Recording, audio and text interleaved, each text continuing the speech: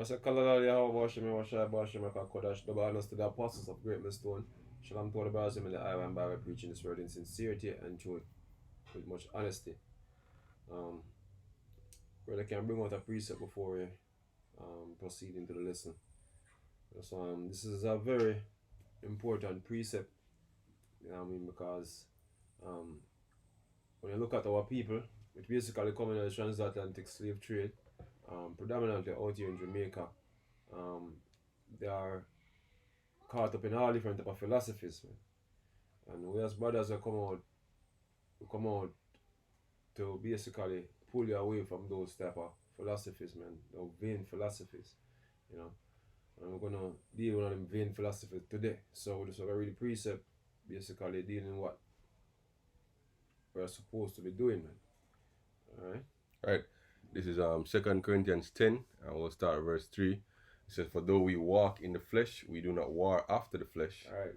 For the weapons of our warfare are not carnal, Right. but mighty to Yahweh to the pulling down of strongholds." Right. And that's what we're about to do. We're about to pull down one of them major strongholds that our brothers here in Jamaica basically having an issue with. You know what I mean? Most of the brothers meaning fellow Benjamites.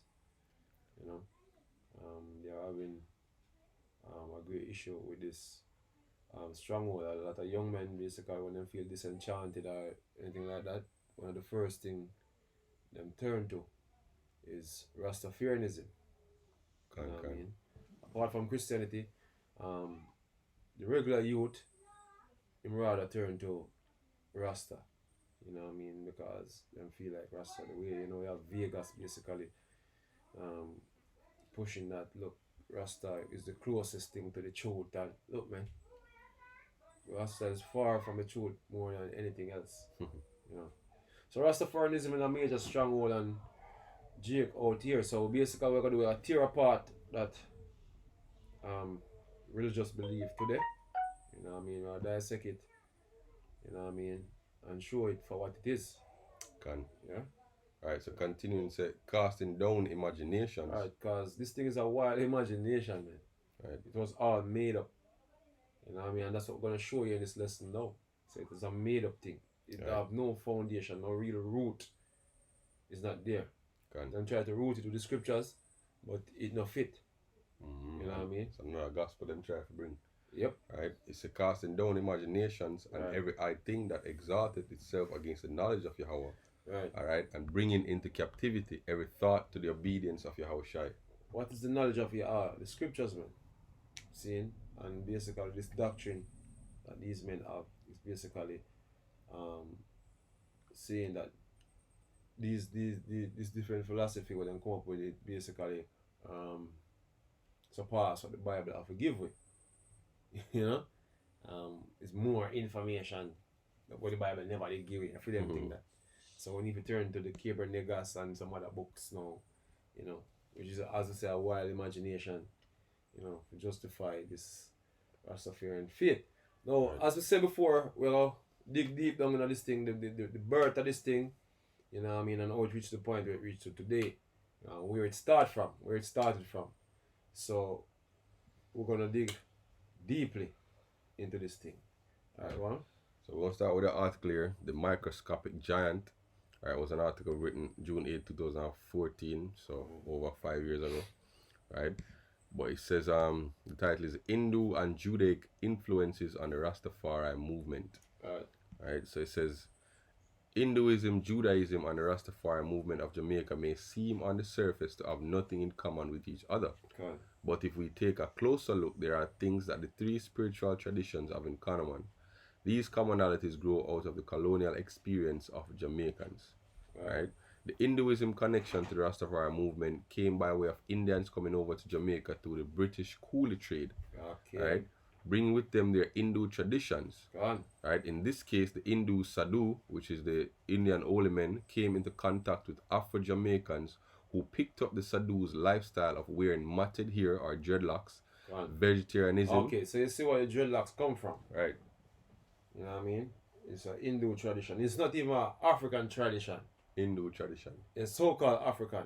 You know, it's a Hindu tradition. It's not even an Ethiopian tradition.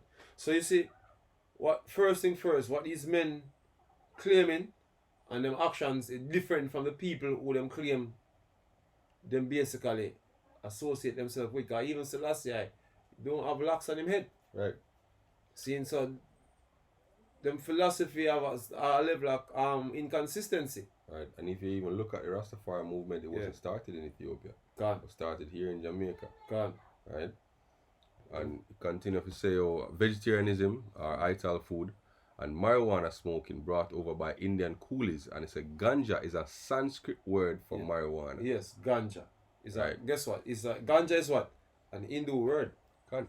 You know what I mean? It is something similar to Ganji. Yeah. Yeah. That's how Hindu pronounce some words, man. Can.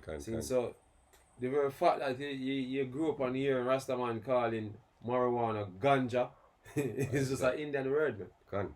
Yeah? One? Yet they claim the roots to be in Africa. Yeah. Right, so these things later found their way into the Rastafari movement. Gone. The first Rasta, which was Leonard P. Owell, right, a Right. follower of Marcus Garvey, is also known by the name Gonguru Maharaj. Maraj. Which Right. basically Maraj is what? Right, The Hindu surname. I get into it. So right. we show the root of this thing. Say it's have to do with Hinduism, and that's a whole different religion from the religion of the scriptures, man. So I don't know why them try amalgamate different religions to make this other religion, but the fact that it's coming from a demon, Can. you know, it's a devil, man. You know what I mean? And a lot of you Negroes get caught up in that, man. Especially in Jamaica, get caught up with that spirit, man. Right. You know? It says, let's break apart this name. Gong is a type of percussive instrument found widely in Asia and Africa.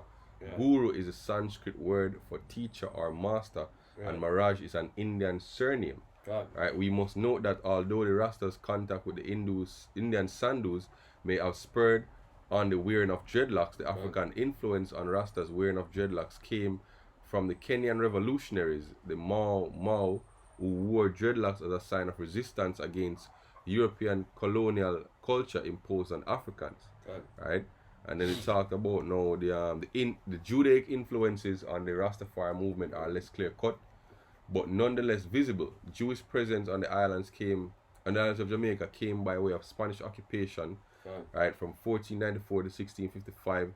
These Sephardic Jews, which the Sephardic Jews are actually Israelites, right, came from Spain and Portugal to escape the Spanish Inquisition.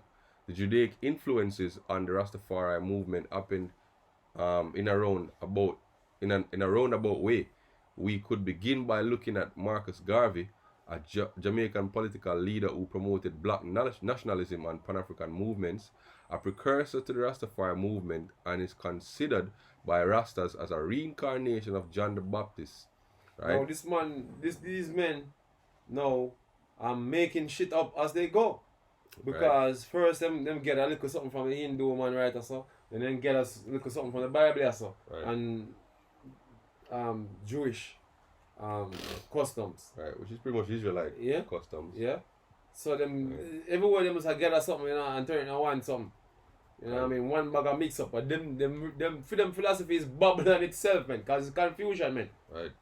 It's all confusion. Now just mention Marcus Garvey here as a precursor to the faith, man. Right.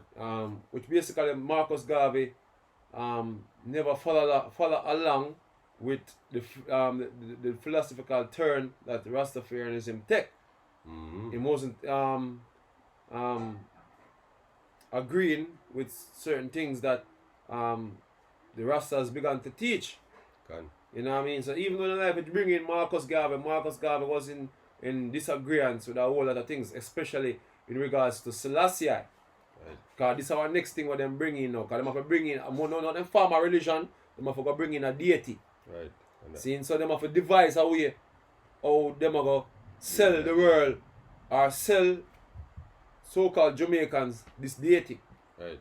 Yeah, go on. So this is a quote from Marcus Garvey. He said, "Look to Africa when a black king shall be crowned, for the day of deliverance is at hand." Go on. Right? Rastas believe that this black king is Haile Selassie I of Ethiopia, Go on. crowned king of Ethiopia in 1930, who they view as the Black Messiah prophesied by Garvey. God. Right?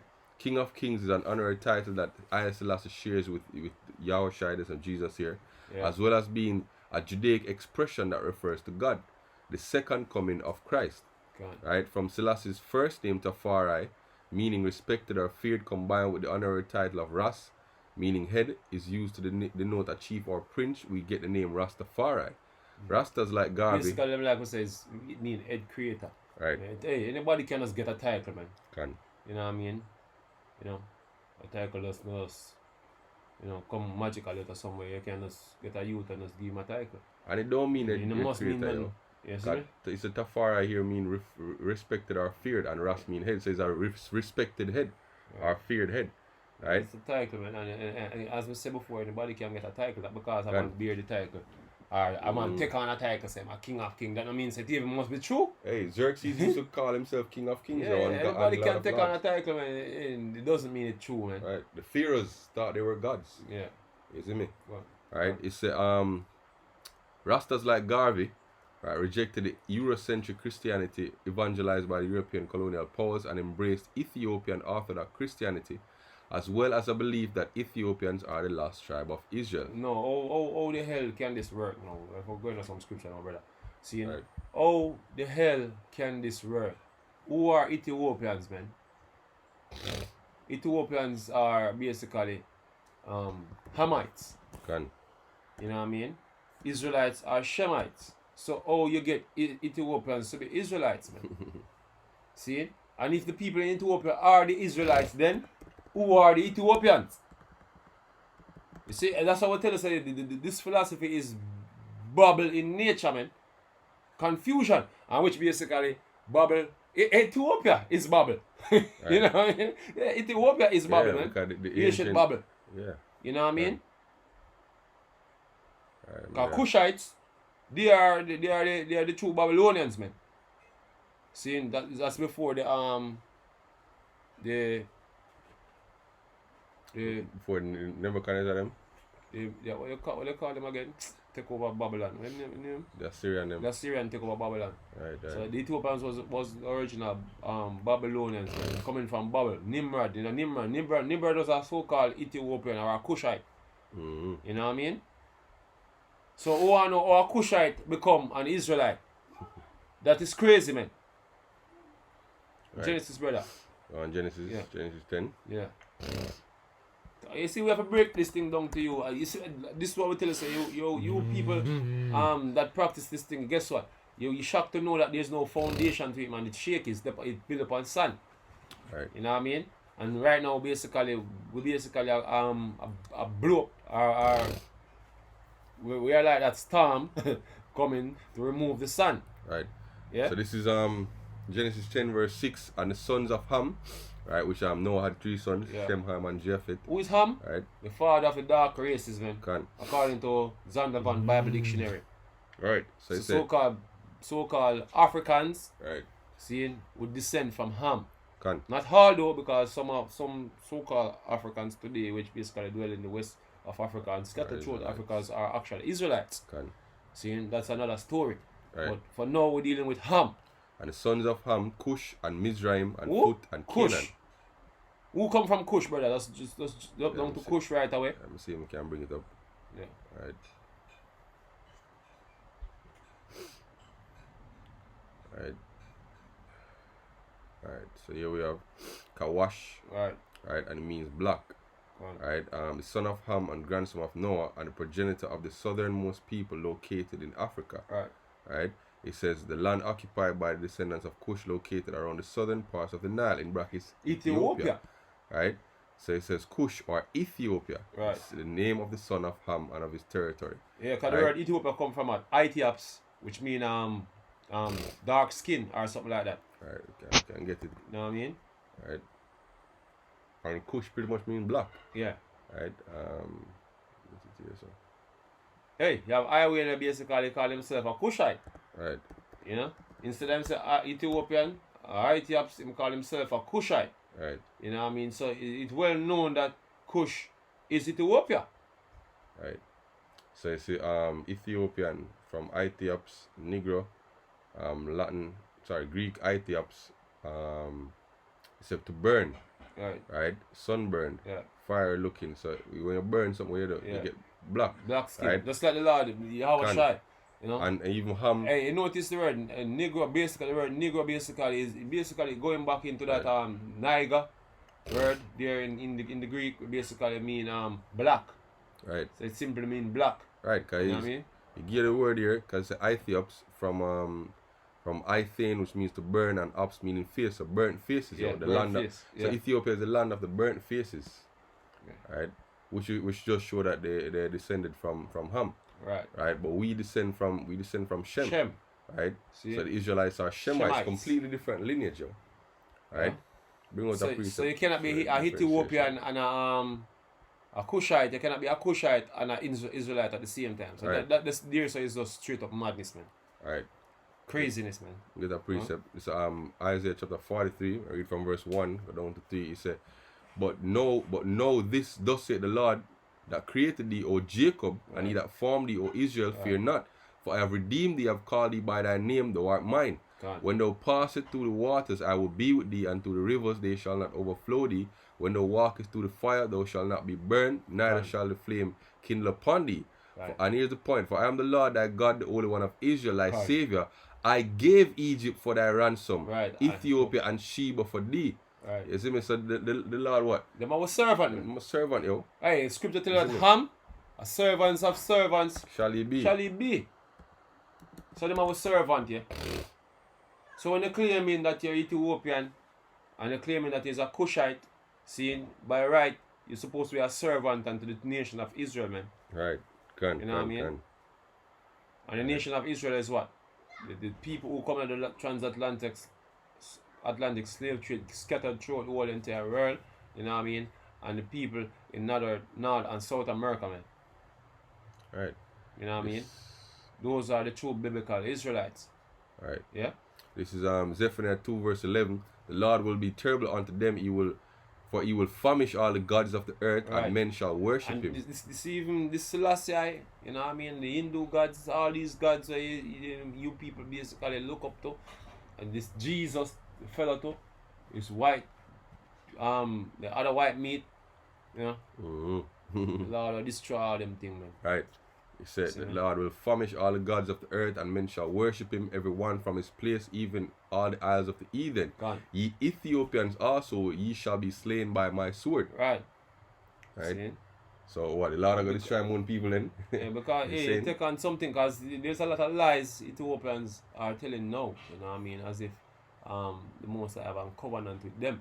You know, they have certain places down in Ethiopia where them claim that them have all the Ark of the Covenant and all that. And them false claim there. You're gonna be punished for that, them things, man. You're gonna be punished for all of that. All the false claim, you know, if you support this, not all Ethiopians support the Selassie thing, but if you support the Selassie thing being the Messiah, man, you're gonna have to pay for it, man. No, Mark, you may have some jakes scattered among the Ethiopians, but hey, this is neither here nor there. You know what I mean? And the Lord will take his elect from wheresoever them there. But Ethiopian in general, in a broader sense, is a different nation. Yeah? Go on. Right. So this is from another website called africaresource.com. Yeah. Right, and the title says the doubts and hesitations of Marcus Garvey, the day Marcus Garvey dissed Haile Selassie. Right. The article was published June 28, 2009.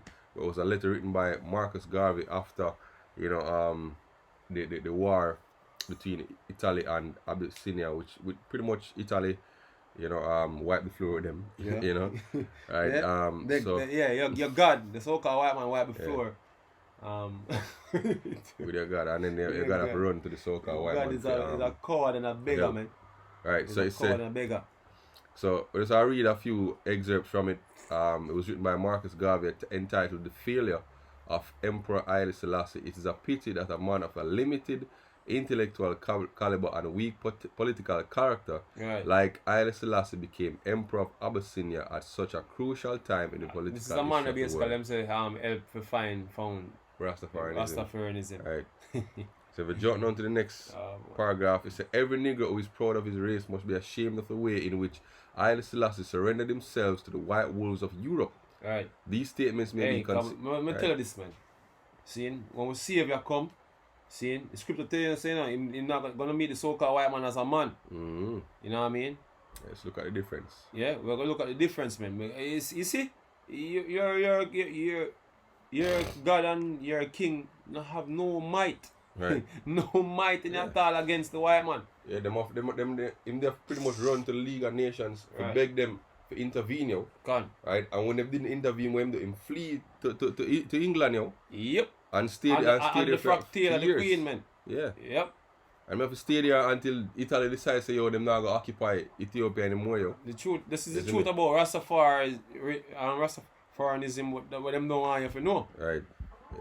Says, Selassie was a coward, man. Alright, let's look at the difference Yeah. between when Yahushua come back, yo. Right. Alright, this is Revelation 17 verse 14. It says, these shall make war with the Lamb, Right. which is Yahushua. So all these nations, All of them, not just one, not just Yeah. Italy. yeah, all of these nations gonna make with the real Lord, man, the Right. real King of Kings, man. Can. They're gonna make war with the real King of Kings, and this is what's gonna happen. Him not gonna run to the UN or anywhere to say, "Yo, look, your money rush me and you can't help me out." Right, You see? right, He's right. not gonna do that. It said, for these shall make war with the Lamb, Right. and the Lamb shall overcome them. Right. So that's he- never overcome. Where is Right. he now? Our people still in a debt, in a bondage, and this Hey, so-called white man. motherfucker, Selassie was dethroned by Yep. a coup, yo. Yep. You see me? Yeah. How can he be Lord of Lords if you want people dethroned, yo? Take care of our You throat. see me? He said, for he is Lord of Lords, King of Kings, Right. and they that are with him are called and, And chosen and faithful. Right? Yeah. With the next precept, this is Revelation 19 verse 16. Right. Right? He said, and he hath on a vesture and on his thigh a name written, King of Kings, Lord of Lords. This is Yahushua, yo. Yep. Right? You know what I mean? This, Complete difference this one of you. and the scripture tell you that him come to make a war. Right? You know what I mean? And guess what? The war. Right, we can read it. Yeah, 19, Revelation 19 verse 11. It said, and I saw heaven open, and behold, a white horse, and he that sat upon him was called Faithful and True. Right. And in righteousness he doth judge and make war. Gonna judge and make war. You're Right. not gonna come and meet with some man, some place, and I beg some man, Yeah. you know, so we can negotiate things. Hey, him go before the League of Nations and him plead, yo. Right. Him give a speech and him plead. Hey, a lot of Rasta quote. You know that a part of that speech. Bob Marley sing that one of them song them until I think The philosophy. yeah. That makes a man more superior than another by the color of his skin. Or the color of his eye. Yeah. It's utterly done away. Yeah, pretty much pleading you. Right. Right, to Trying the to powers unite. that be. Trying to tame the devil, man. You can't tame the devil, man. Right. But look at the contrast. The contrast is that when Yahushua return, I know. you might do what? I'm not about a chatting. Right. You know about a chatting thing. A war, the man come to make a war. Right. No negotiation. The Lord is not coming back diplomatic, man. Right. Dictatorship style. Dictatorship style the Lord is gonna do, man. Right. He said, and his eyes were as a flame of fire, and his Right. head were many crowns. Right. Alright? Where I think it's going to have many crowns, man. Right, Because right. nations will get put down, man. Put down, conquer. The Right. man will conquer, man. The Greeks had a custom of collecting the crowns of all the kings that they defeated, yo. Right. You see me?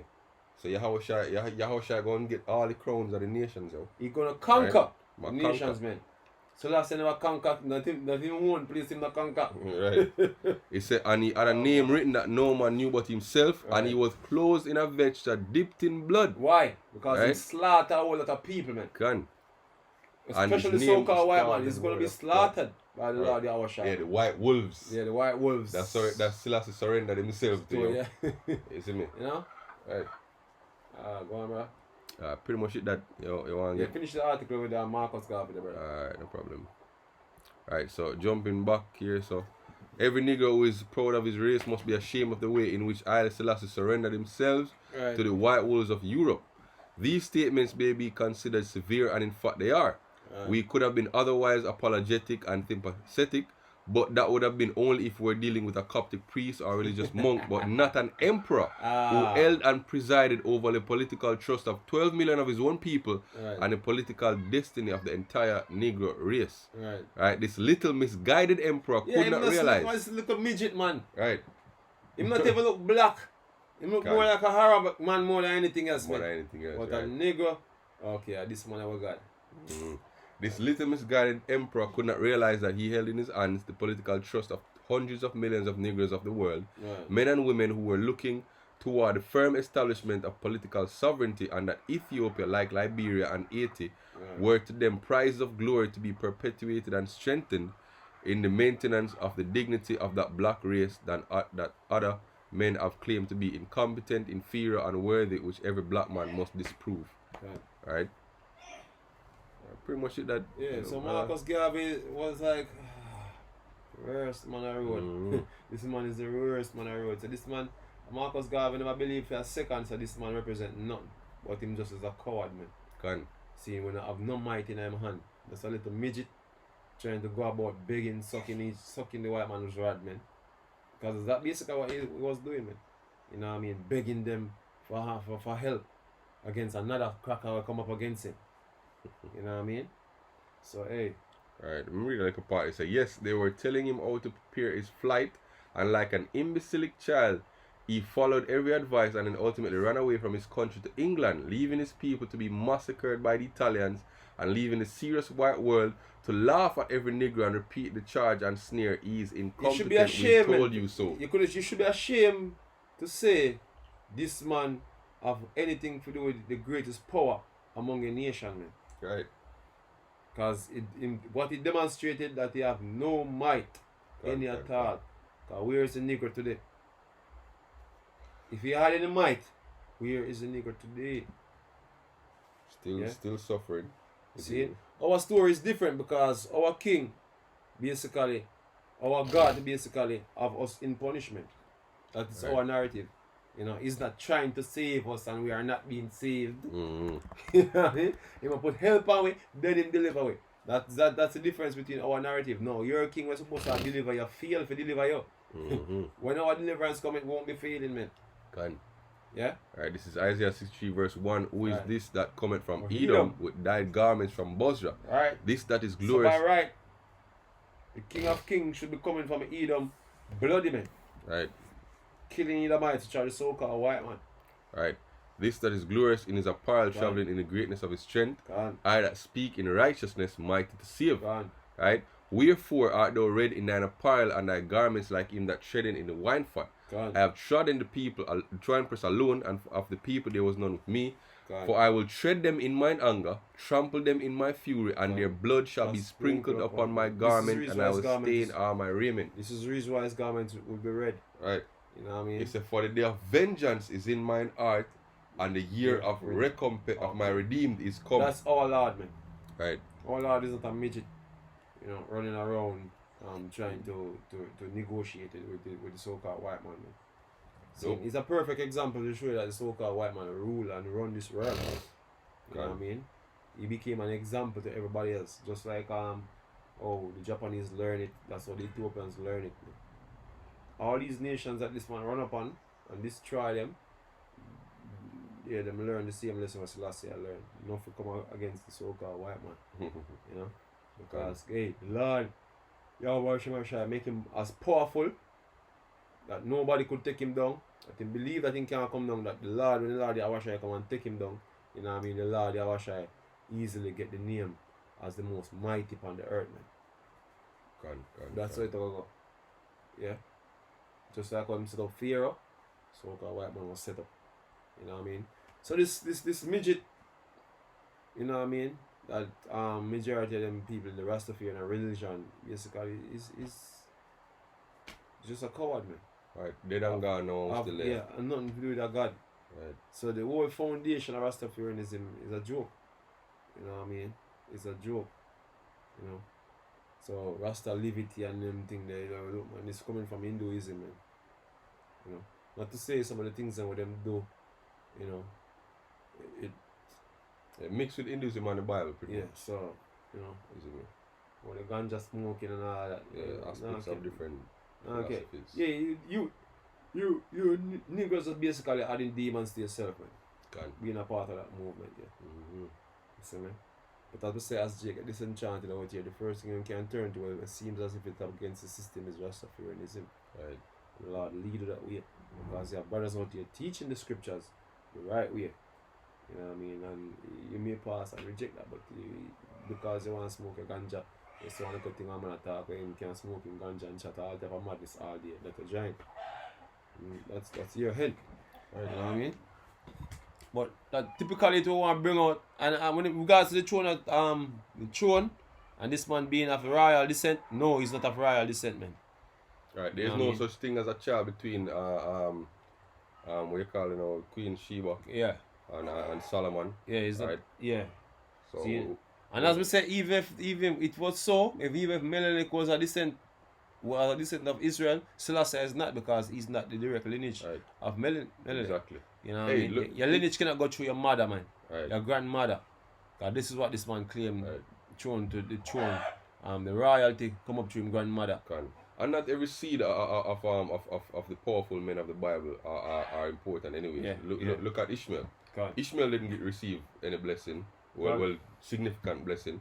Right? But Isaac, right? Solomon had 700 wives and 300 concubines. Right? So he may have had other children that has. Yeah, many people on the earth that descend from Solomon. Yeah. Right? So I don't it know. Doesn't matter, yo. It don't matter. That one no special, yo. Yeah. Right? Especially Selassie. Right? We say so you think our brother, you know what I mean? Hey, look, you have people on the earth who descend from his brothers, man. Right, can. You know what I mean? His family and lineage. Yeah. Who are they now? Where are they? You know what I mean? Right. So it don't really matter. So hey, look, everything about our religion here is a joke, man. It's a joke.